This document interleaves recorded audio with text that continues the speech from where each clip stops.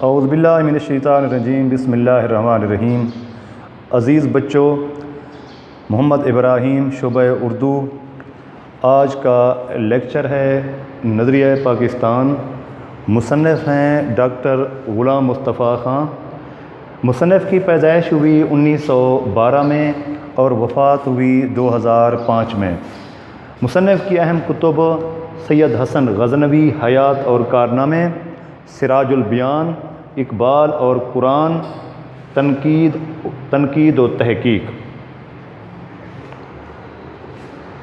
مصنف کا تعارف۔ مصنف جبل پور میں پیدا ہوئے۔ 1928 میں انجمن اسلامیہ ہائی سکول جبل پور سے 9ویں جماعت پاس کر کے علی گڑھ چلے گئے۔ علی گڑھ مسلم یونیورسٹی سے LLB، MA اردو، MA فارسی کی ڈگریاں حاصل کیں۔ 1947 میں PhD کیا۔ ناگپور یونیورسٹی سے 1959 میں D.Litt کی ڈگری حاصل کی۔ عملی زندگی کا آغاز کنگ ایڈورڈ کالج امروتی سے بطور لیکچرار کے کیا۔ پاکستان بننے کے بعد اردو کالج کراچی سے وابستہ ہو گئے۔ سندھ یونیورسٹی میں صدر شعبہ اردو کے طور پر خدمات انجام دیں۔ انہیں ستارہ امتیاز، نقوش ایوارڈ، اقبال ایوارڈ اور نشان سپاس ملا۔ انہوں نے مذہب، پاکستانیات، ادب، تصوف اور اخلاق جیسے موضوعات پر کتب تحریر کیں۔ سبق کا عنوان ہے نظریہ پاکستان۔ ڈاکٹر غلام مصطفیٰ خان مصنف ہیں۔ نظریہ، سوچ، تفکر، آنے والے مستقبل کے لیے جو سوچ کار فرما ہے، جو غور و فکر کار فرما ہے، اس کو نظریہ کہا جاتا ہے۔ مسلمانوں نے ہمیشہ رواداری کو اپنا شیوا بنایا ہے، لیکن جب کفر و الحاد غلبہ حاصل کرنا چاہتا ہے تو مسلمان اس کے مقابلے کے لیے ڈٹ کر کھڑا ہو جاتا ہے۔ بادشاہ اکبر کی بے جا رواداری اور ملکی سیاست میں ہندوؤں کے عمل دخل کی وجہ سے ملک میں کافرانہ طور طریقے اس قدر رائج ہو گئے تھے کہ مسلمانوں کی آزادی خود ان کے دینی معاملات میں بھی ختم ہو گئی تھی۔ چنانچہ اکبر کے آخری دور میں اسلام کی سربلندی کے لیے حضرت مجدد الثانی کھڑے ہوئے۔ انہوں نے جہانگیر کے زمانے میں محض دین کی خاطر قید و بند کی سختیاں جھیلیں اور اسلامی قدروں کو نئے سرے سے فروغ دیا۔ ان کے اثر سے شاہ جہاں اور اس کے بعد اس کا بیٹا اورنگزیب دین کا خادم بنا، لیکن اورنگزیب کے بعد ہی اس کے بیٹوں کے باہمی نفاق اور کمزوری کی وجہ سے مغلیہ سلطنت کا زوال شروع ہو گیا۔ مرہٹوں اور ہندوؤں کے کئی گروہوں نے سر اٹھایا، انگریزوں نے اپنے قدم جمائے اور ملک میں انتشار پھیل گیا، لیکن ایسے گئے گزرے حالات میں بھی قوم کو فروغ دینے اور اسلام کو سر بلند کرنے کے لیے کوششیں جاری رہیں۔ چنانچہ میسور کے سلطان حیدر علی اور اس کے بعد سلطان ٹیپو نے نہ صرف ہندوؤں اور انگریزوں کا مقابلہ کیا بلکہ افغانستان، ترکی اور پھر فرانس کو بھی اپنے ساتھ شامل کرنے کی کوشش کی، لیکن ملک کے دوسرے سرداروں نے ساتھ نہیں دیا اور انہیں کامیابی حاصل نہ ہو سکی۔ رواداری، تحمل، برداشت، شیوا، طور طریقہ۔ کفر، اللہ تعالیٰ کی ذات، اللہ تعالیٰ کی وحدانیت کا انکار کفر کہلاتا ہے۔ غلبہ برتری حاصل کرنا۔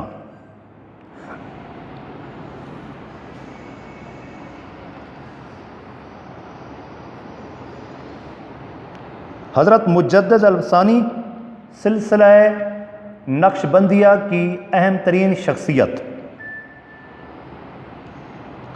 قید و بند، قید کاٹنا، نفاق، جھگڑا،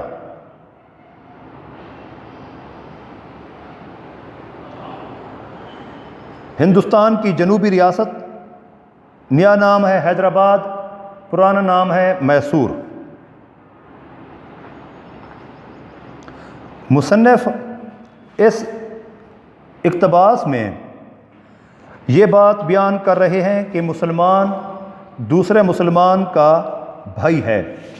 جب بھی کفر اسلام پر برتری حاصل کرنے کی کوشش کرتا ہے، مسلمانوں کو ختم کرنے کی کوشش کرتا ہے، تو مسلمان آپس میں یکجا ہو جاتے ہیں اور کفر کا ڈٹ کر مقابلہ کرتے ہیں۔ بادشاہ اکبر نے ہندوؤں کو غیر ضروری طور پر نوازا، انہیں ریاست کے اہم امور میں شامل کیا، بڑے بڑے عہدے انہیں پیش کیے، جس کی وجہ سے خود وہ مغل ریاست جس کی بنیاد ظہیر الدین بابر نے رکھی تھی اور اکبر کی غیر ضروری طور پر بے جا رواداری کی وجہ سے مسلمانوں کو نقصان پہنچ رہا تھا، تو اس کے خلاف اہم ترین شخصیت حضرت مجدد الفسانی خلاف ہو گئے تھے، جہانگیر کے بھی اور اکبر کے بھی خلاف۔ بادشاہ اورنگزیب عالمگیر، یہ فقیر صفت بادشاہ جس نے 50 سال کے قریب ہندوستان پر حکومت کی تھی اور دین کا خادم بھی بنا تھا، اس سے اسلام کو بھی فروغ ملا تھا۔ اس کی وفات کے بعد ان کے بیٹوں کے درمیان باہمی نفاق اور لڑائی جھگڑا پیدا ہوا، جس کی وجہ سے انگریز کو اس بات کا موقع مل گیا کہ انہوں نے ہندوستان پر قدم جمانے شروع کر دیے۔ جنوبی ریاست میسور کے سلطان حیدر علی اور ان کے بیٹے سلطان ٹیپو نے انگریزوں کا بھی مقابلہ کیا، لیکن انہیں کامیابی اس بات پر نہ ہوئی کیونکہ اپنے سرداروں نے ان کے خلاف بغاوت کی، فرانس اور افغانستان سے مدد طلب کی، ان دونوں ممالک نے بھی ساتھ نہ دیا، جس کی وجہ سے میسور کے اپنے ہی دارالخلافہ میں یہ مرد مجاہد انگریزوں کے خلاف لڑتا ہوا شہید ہوا۔ دوسرا پیراگراف، اسی زمانے میں شاہ ولی اللہ دہلوی اور ان کے صاحبزادوں نے مسلمانوں کی اخلاقی اور معاشرتی برائیوں کو دور کرنے کی تحریک شروع کی۔ پھر ان کے پوتے شاہ اسماعیل نے اپنے مرشد سید احمد بریلوی کے ساتھ اسلامی اصولوں کو دوبارہ رائج کرنے اور ملک کو غلامی سے آزاد کرانے کی کوشش میں 1831 میں اپنی جانیں قربان کر دیں۔ تاہم انہوں نے مسلمانوں کے دلوں میں جوش اور ولولہ پیدا کر دیا تھا، چنانچہ 1857 کی جنگ آزادی میں مسلمانوں نے پھر اپنے قدم جمانے کی کوشش کی۔ 1857 کی جنگ آزادی میں برِ صغیر کے لوگوں نے آخری کوشش کی کہ کسی طرح انگریز سے نجات حاصل کی جا سکے۔ بدقسمتی سے انگریز کامیاب ہوا اور آزادی کے متوالوں کو شکست ہوئی، لیکن انگریزی اقتدار مستحکم ہو چکا تھا، اس لیے انہیں کامیابی نہ ہو سکی۔ اس زمانے میں سر سید نے مجبوراً انگریزوں سے مفاہمت کو غنیمت جانا اور مسلمان قوم کی اخلاقی اور تہذیبی اصلاح پر توجہ دی اور ان کے دلوں سے احساس کمتری کو دور کرنے کی کوشش بھی کی۔ 1857 کی جنگ آزادی کے بعد سر سید احمد خان قوم کے لیے آ گیا ہے کہ اب مسلمان بندوق کے ذریعے انگریز کا مقابلہ نہیں کر سکتے، اس لیے اس نے عظیم درس گاہ علی گڑھ کالج کی بنیاد رکھی۔ یہ وہ کالج ہے جس نے بر صغیر کے مسلمانوں کی تقدیر بدل ڈالی۔ 1885 میں ہندو نے کانگریس کی بنیاد ڈالی اور ظاہر یہ کیا کہ وہ ملک کے تمام قوموں کو ان کے حقوق دلوائیں گے، لیکن بعد میں پتہ چلا کہ وہ صرف اپنے حقوق کا تحفظ چاہتے ہیں۔ ابتدا میں کانگریس نے جو ہے جس کی بنیاد ایک انگریز مسٹر اے او ہیوم نے رکھی تھی کہ برصغیر کے لوگ بجائے ایجیٹیشن کے، بجائے احتجاج کرنے کے، وہ اگر احتجاج بھی کریں تو وہ سیاسی پلیٹ فارم کے ذریعے کریں، اس نے کانگریس کی بنیاد رکھی۔ کانگریس نے ابتدا میں تمام گروہوں اور اقوام کے حقوق کی تحفظ کا دعویٰ کیا، لیکن بعد میں صرف اور صرف کانگریس نے ہندوؤں کے مفادات کے لیے کام کیا۔ انہوں نے مسلمانوں کو ان کے کاروبار سے محروم کرنے کی کوشش کی اور وہ سرکاری ملازمتوں پر بھی قابض ہو گئے۔ ہندو جو ہے وہ سرکاری عہدوں پر قابض ہو گئے، تجارت پر بھی ہندو قابض ہو گیا، مسلمان جو ہے وہ پستی کی طرف جانے لگے۔ نیز انہوں نے مسلمانوں کی مشترکہ زبان اردو کے مقابلے میں ہندی کو قائم کر دیا۔ سر سید نے مسلمانوں کو ہندوؤں کی کانگریس اور ان کی سیاست سے علیحدہ کرنے کی کوشش کی، اور ان کے ایک دوست مولانا محمد قاسم نے دیوبند میں مسلمانوں کی دینی تعلیم کی طرف توجہ دی۔ یاد رہے کہ اس دور میں دو تحریکیں پیدا ہوئی، ایک تحریک علی گڑھ تھی جو خالصتاً جہاں پر دنیاوی تعلیم دی جاتی تھی دور عصر کا مقابلہ کرنے کے لیے، اور جو علی گڑھ مسلم یونیورسٹی کے طلباء ہوتے تھے، بعد میں انہیں گورنمنٹ کی طرف سے ملازمتیں بھی عطا کی جاتی تھیں، جبکہ مولانا محمد قاسم نانوتوی نے دیوبند کے علاقے میں جس عظیم درس گاہ کی بنیاد رکھی، وہاں پر بڑے بڑے علماء تیار کیے جاتے تھے۔ گویا ان دونوں تحریکوں میں تضاد تھا، ایک میں جو ہے عصری تقاضوں کے مطابق لوگ تیار کیے جاتے تھے، جبکہ دوسرے میں علماء تیار کیے جاتے تھے۔ پھر سر سید کے ایک رفیق دوست نواب وقار الملک نے 1906 میں کل ہند مسلم لیگ کے نام سے مسلمانوں کی ایک الگ تنظیم کی بنیاد ڈالی۔ سر سید احمد خان کے دوست نے ڈھاکہ میں مسلم لیگ قائم کی۔ یہی وہ مسلم لیگ تھی جس نے برصغیر کے مسلمانوں کو سیاسی سوچ فراہم کی، اور یہی وہ تنظیم تھی، یہی وہ سیاسی جماعت تھی جس کی بدولت 1947 میں برصغیر کے مسلمان اپنے لیے الگ ریاست قائم کرنے میں کامیاب ہو گئے۔ یہ تنظیم ڈھاکے میں قائم ہوئی تھی۔ بنگلہ دیش کا دارالخلافہ موجودہ ملک اور اس کا موجودہ دارالخلافہ ڈھاکہ ہے، یہیں پر 1906 میں مسلم لیگ قائم ہوئی تھی۔ چنانچہ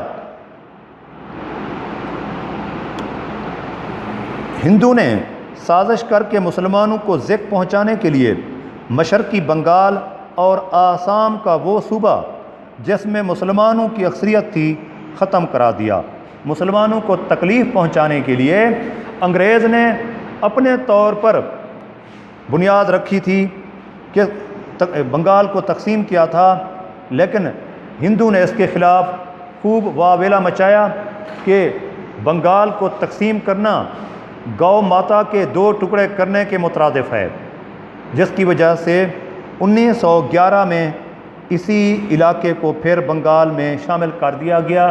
یعنی بنگال کی جو تقسیم ہوئی تھی 1905 میں، پھر ان کی تنسیخ ہوئی تھی 1911 میں۔ اسی زمانے میں پہلی جنگ عظیم چھڑ گئی۔ 1914 میں پہلی جنگ ہوئی تھی، جس میں انگریز کا مقابلہ جرمنی سے ہوا اور ترکی نے جرمنی کا ساتھ دیا۔ جنگ عظیم وہ ہوتی ہے جس میں دنیا کے تمام ممالک کسی نہ کسی طرح ملوث ہوں، اس کو جنگ عظیم کہا جاتا ہے۔ ہندوستان کے مسلمان چونکہ ترکی کے سلطان کو حجاز کی خدمت کرنے کی وجہ سے خلیفہ اسلام سمجھتے تھے، مدینہ منورہ اور مکہ مکرمہ کے جو علاقے ہیں یہ ریاست ترکی کا حصہ تھے، اور ترکی کے خلیفہ کو دنیا بھر کے مسلمان خلیفہ سمجھتے تھے۔ اس وقت ترکی بہت بڑی ریاست تھی۔ ہندوستان کے مسلمان چونکہ ترکی کے سلطان کو حجاز کی خدمت کرنے کی وجہ سے خلیفہ اسلام سمجھتے تھے، اس لیے انہوں نے مالی اور طبی امداد بہم پہنچائی، جس کی وجہ سے حکومت برطانیہ کو مسلمانوں سے اناد پیدا ہو گیا، دشمنی پیدا ہو گئی تھی انگریز کو مسلمانوں سے۔ لیکن انہوں نے یہاں کے مسلمانوں سے وعدہ کیا کہ اگر ہم کو اس جنگ میں فتح حاصل ہوگی تو ہم کسی طرح بھی ترکی کو مزید نقصان نہیں پہنچائیں گے۔ یہ وعدہ محض فریب تھا، انگریز کا یہ وعدہ دھوکہ ثابت ہوا۔ چنانچہ جب انگریزوں کو فتح حاصل ہوئی تو وہ اپنے وعدے سے پھر گئے اور انہوں نے ترکی کی وسیع سلطنت کے ٹکڑے ٹکڑے کر دیے۔ یہاں کے مسلمانوں کو اس فریب کی وجہ سے بہت تکلیف پہنچی اور انہوں نے خلافت کے تحفظ کے لیے مولانا محمد علی جوہر اور ان کے بڑے بھائی مولانا شوکت علی کی رہنمائی میں تحریک خلافت شروع ہوئی۔ اس زمانے میں ہندو نے مسلمانوں کو ہندو بنانے کے لیے شدی کی تحریک شروع کی اور ان کو ختم کرنے کے لیے سنگٹن کی تحریک بھی شروع کی۔ خلافت کے تحفظ کے لیے علی برادران کی قیادت میں 1918 میں تحریک خلافت شروع ہوئی تھی۔ بدقسمتی سے انگریزوں نے جو ہے ریاست کے یعنی ترکی کے ٹکڑے ٹکڑے کر دیے تھے، جس سے مسلمانوں کو بہت زیادہ تکلیف پہنچی۔ وما علینا الا البلاغ۔